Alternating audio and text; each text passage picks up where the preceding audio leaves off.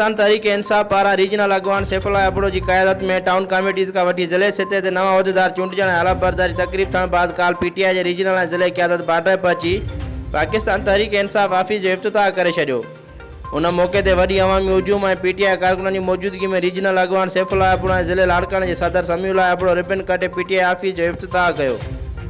इफ्तिताही तकरीब के खिताब कंदे रीजनल अगवान सैफुल्लाह अबड़ो चयो त लाड़काणे जे अवाम के शहीदनि जे नाले ते बेवकूफ़ बणाए संदन वोट वठी खेनि बेरहमी सां लुटियो ऐं फुरियो वियो आहे।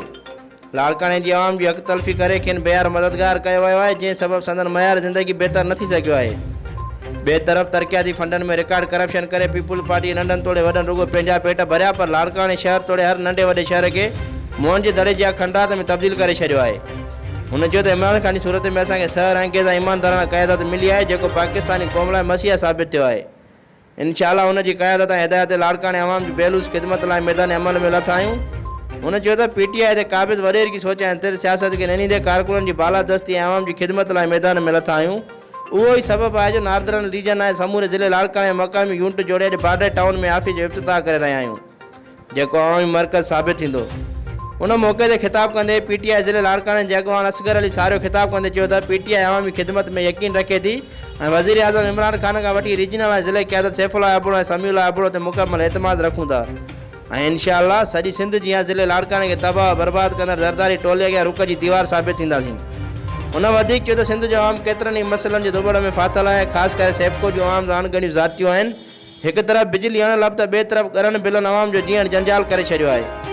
हुन चयो त सेप्को इंतिज़ामिया खे पंहिंजो क़िबलो दुरुस्त करणु खपे, ॿी सूरत में खेनि अवाम जे रद्द अमल बर्दाश्त करण लाइ तयारु रहणु खपे। इफ्तिताही तकरीब खां अॻु रीजनल ऐं ज़िले क़यादत खे मोटरसाइकिलुनि ऐं कार गाॾियुनि जे वॾे काफ़िले जी सूरत में गुलनि जी वर्खा में पीटीआई ऑफिस ताईं आंदो वियो। इफ्तिताही तकरीब जे मौके ते पीटीआई अगवान आशिक जतोई ज़ुल्फ़कार अली कांदड़ो, डोकरी जो सदर मुनवर अली जूणे जो, बाड्ह जो सदर अब्दुल हक कांदड़ो ऐं कारकुननि जो वॾो अंग मौजूदु हो। इफ्तिताही तकरीब जी ख़ुशीअ में कारकुननि में मिठाई पिणु विराई वई। तकरीब बाद पीटीआई जी रीजनल ऐं ज़िले क़यादत बाड्ह प्रेस क्लब पारां ॾिनल चांहि पार्टी में पिणु शिरकत कई, जिते बाड्ह प्रेस क्लब जे साफ़ संदन आदर भाउ कयो। सैफुल्लाह अबड़ो साफ़ जो शुक्रियो अदा कंदे चयो त पीटीआई आज़ाद साफ़ ते मुकमल यकीन रखे थी। हुन चयो त बाड्ह प्रेस क्लब मुआशिरे जी इस्लाह करे बेपज माण्हुनि जो सहारो बणिजी पंहिंजो भरपूर किरदारु अदा करे रही आहे। हुन बाड्ह प्रेस क्लब सां हर ताउन जो यकीन ॾियारींदे एयर कंडीशन ॾियण जो ऐलान पिणु कयो, जंहिं बाद अॻूणनि मदरसा अमीरुल मोमिनीन जे प्रिंसिपल इलामा गुलाम शबीर ईमान जी अयादत पिणु कई। वाहिद सिंधी, सिंध सोशल न्यूज़, बाड्ह।